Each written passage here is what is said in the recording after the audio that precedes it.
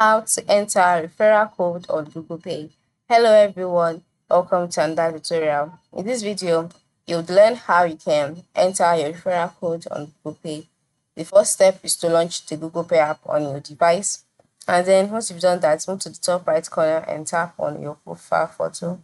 In the menu that is displayed, if it is supported in your location, you would see the option referral code or invite friends on this page.